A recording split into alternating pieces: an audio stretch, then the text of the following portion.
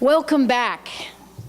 We are in Pure Love on principle number 8, God's three-point landing. It's funny to think about it, but God has a three-point landing and his rescue. When God rescued us, he put into effect a plan of rescue that has 3 main points to it. That's what I'm trying to say.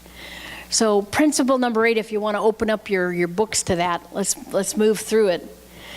The 3-point rescue plan is really very simple to comprehend and difficult to apply. Because the comprehension of it is, on the intellectual side, is easy. But when we've walked through what we've walked through, it's very difficult when suddenly left is right and right is left, and that's what this plan does to us. God flips everything upside down. And so we're going to talk about that. Years ago, when I was, about 9, maybe 10, we were camping up in Canada with my family. And there was this big old tent. We were, about 3 hours away from any hospital or real town, just up in the woods and whatnot. We'd spend 3-4 weeks up there as a family at this real overgrown camp. It was real rustic. And there were 7 children in our family, and we were all best friends with each other. So my brother Buddy and I they called us the Terrible Twos into our teenage years. And we just were always doing stuff. And we got into this old tent, and the tent was a big wooden frame tent with the tarp over it. And it had bunk beds in it for guys that would come in to hunt in the winter or to fish at this camp. And so we were jumping on the beds being kids, and in the wood of the tents, there were these nails that they had put out to hang up coats and stuff. And a lot of little nails that they just had never, finished them off. They'd come right through the wood. And I was jumping, I slipped and went to grab a beam, and my arm came right down on one of those big nails. Now that time I was quite little, and so it went right almost to the other side of my arm, just right through the arm. Right into the muscle. And so what happened was I was just held up there by this nail, like hanging by my arm. Well, my brother thought it was my shirt that was caught, so he pulled me down. Yeah, it was pretty rough. I went into immediate shock as everything was bleeding really bad. My mom said, it's amazing, you suddenly hear screaming that is not children screaming anymore. It's not playful scream, it's terrified. And they came running up as one of my brothers went running out saying, Boo, that's my nickname at home, is Dad. So all the adults from the camps came running when they heard the screaming. And they came in, and I was in shock in a big pool of blood, bleeding really bad because it had broken the artery there. So my father very quickly said, okay, one of you ladies, I know you got a Kotex, help me out, let's get a tourniquet. My dad really saved my life. And he tied that off. They then had to bring me into the hospital. When they got me in, it was such a mess. They had packed it in ice, and they brought me in on that rough road. I don't remember it much. I was in shock, but my poor mother. And so when we got in, the doctor said she'll live, but we've got to amputate the arm. And my mother was horrified. She said, you have no idea what that's going to do to her the rest of her life. So she said, is there any way you can leave the arm even if it doesn't function right? So they said, we can try, but we're going to have to sew up. They did 163 stitches on the inside. And they put a tube in there that dissolves through the years and whatnot. And they put it in, and in the morning, the doctor was there with my mother. And my mother noticed that on my hand, it was this hand, that 2 fingers were moving. So she pointed out to the doctor, and he said, can you move your fingers? And I could move them all. It hurt like the dickens, but I could move them. But these 2 were backwards. When they had sewed everything up, they sewed it backwards. So when I would do this, I would try to point wrong. And it was the most horrible thing for a while because I couldn't use my hand for anything. You would be surprised how much you use this finger for stuff. This one would come out. So I would go like this. And it was always dropping everything. And well, learning about the new kingdom reminds me of that. We've been beat up, we're in shock, it's horrible what we've been through, and on top of it, we're doing it backwards. Do you see what I'm saying? That's what the difficulty of understanding the rescue plan is. You've been through a lot. You're going through a lot. Life is hard. Anybody that tells you different is either crazy or they're lying. It is not easy, the world we live in. We're full of rejection and confusion and all this stuff that makes us life so hard. And on top of it, we have to find out now that left is right, right is left, up is down, and down is up. And it's really tricky. It reminds me of a dentist working in a mirror all the time. He's got to carve on your teeth while it's all going backwards. You see what I'm saying? Have you ever tried to do something with your hair, ladies, in the mirror, and it's really tricky? Well, that's life for us. So in the middle of this rescue plan, please cut yourself a break. Okay? It's going to take time. I'm happy to report that now I can point properly. I don't stop and have to think about it each time.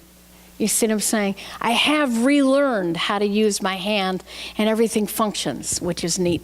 There's still a tube in there, but everything functions. And so what I want to do is, as we work through this next section, cut yourself a break.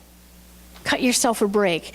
So number one, the first thing of the 3 points is God reestablishes reality on the earth. We are not living in a state of reality. The reality that is the fallen world is really confusing to us because we think that's reality, don't we? Yes or no? That's the confusion. We've learned all our lives this is the way it is. That when I turn left, that's going left, but now it's right. And it's very difficult to catch up. And with every principle we learn, we're unlearning something. Do you see what I'm saying? And so it's really exhausting. So a lot of people just give up. I'll just go back to what I know and survive till I go to heaven. And that's a choice. I wouldn't choose it, but feel free. You know, you're free to choose what you want to choose. So how did he reestablish reality on earth? Well, the first thing he did, point A, is God's, the Trinity, form of government gets reinstated. What is the difference? We've been talking about it for days now. The difference between the two governments. One government is a government of relationship, of value, of love, and it's governed by humble servants. And out of that government head comes the form of government we live by. God is a relationship. He is a humble servant, and that's his form of government. And folks, that's the government you're invited to live in. You get to live there if you really want to. The problem is you're so used to that you're not allowed to live there. I mean, I don't know. When something goes wrong, does our government say, oh, no problem, we'll fix it. We just would love to serve you today. That's not exactly, I mean, just go down and check getting your license. Oh, my Lord, I got my license. I had to get it renewed. You know, and this is government officials working at their best. Sit down, line up. You know, it's not exactly this gentle, oh, don't worry about it. I'll help you find your residence. No problem. I can look that up on the computer. No. You need to go get this. You need to do that. You need to do this and you need to line up. You understand? And I'll give me $40 for telling you that. I mean, we're not treated with this gentle kindness. Do you see what I'm saying? We haven't grown up that way. So the Trinity, the first thing they do is they're reinstating their government on earth. If we want to see the kingdom of God advanced, then we need to embrace God's form of government. Because if we don't embrace it, tell me who? You really think the devil's gonna? People that don't have any clue. So those of us that have a relationship with God, as we develop that relationship with God, we have a responsibility to lay out his government by the way we conduct our lives. Now, I'm getting too serious, aren't I? Okay. I'm not trying to dictate to you while I'm telling you that. But I'm passionate about it because people are hurting. People are hurting and we have the answers. B on that. God the Father sent the Son to inform humanity about the rescue plan.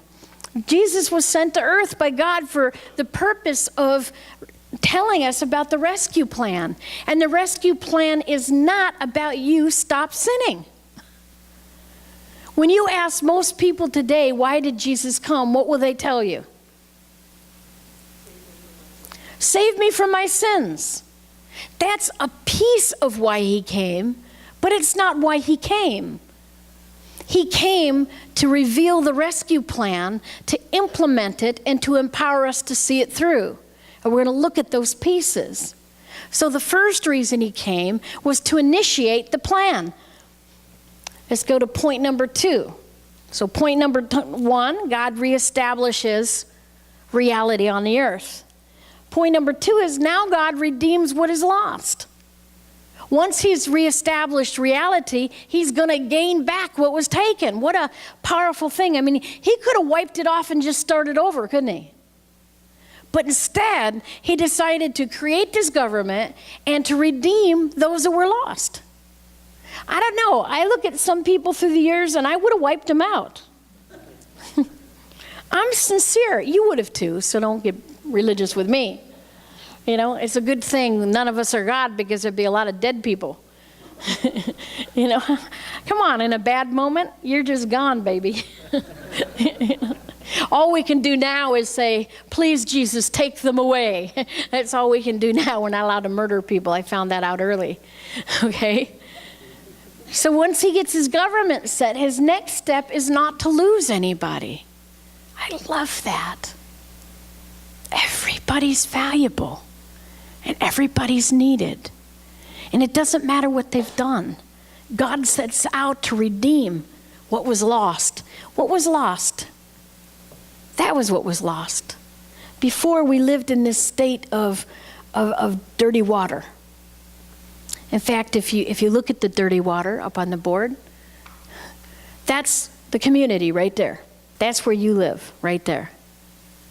But he came to bring this and to give this back, his kingdom back.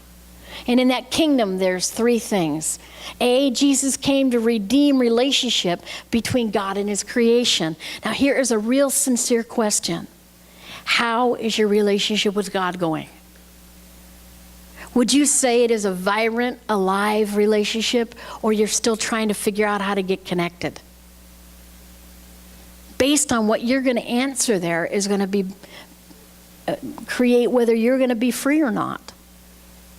You can't intellectually say, yes, Jesus came to reinstate or reestablish our relationship. Yes, I understand. Do you have it? No, but I understand. Knowing about that won't free you. The relationship will free you.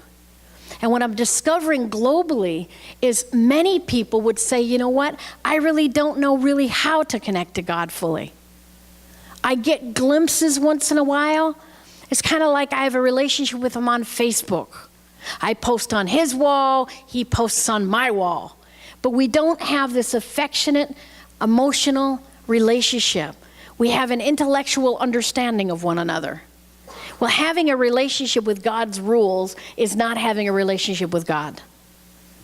He's designed us in our soul to relate to him. So that's the first thing that Jesus wants to redeem.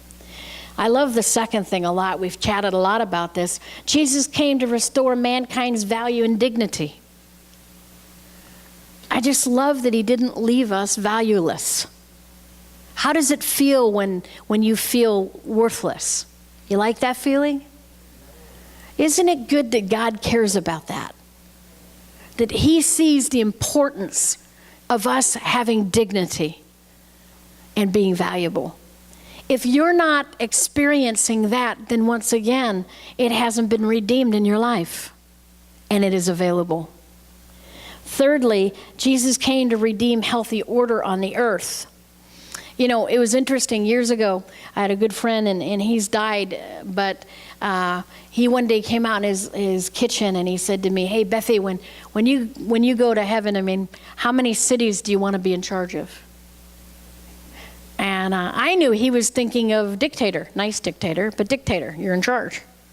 And I said, well, none. He said, none, are you kidding? Well, you know the Bible so well. I want at least 10, or I'll take Mars. I want Mars if it's available. And I said, well, so you're thinking that if you're the mayor of Mars, that I'm going to, and if I live there, I'm going to be serving you breakfast in bed because you're the boss. That's right, baby. And I said, no. You see, the kingdom that is here that God is establishing is the same one that's there. It's a kingdom of humble service. So I want to be in the city you're in charge of, because since you're the boss, I'll be getting breakfast in bed every morning for eternity. So go for it, rule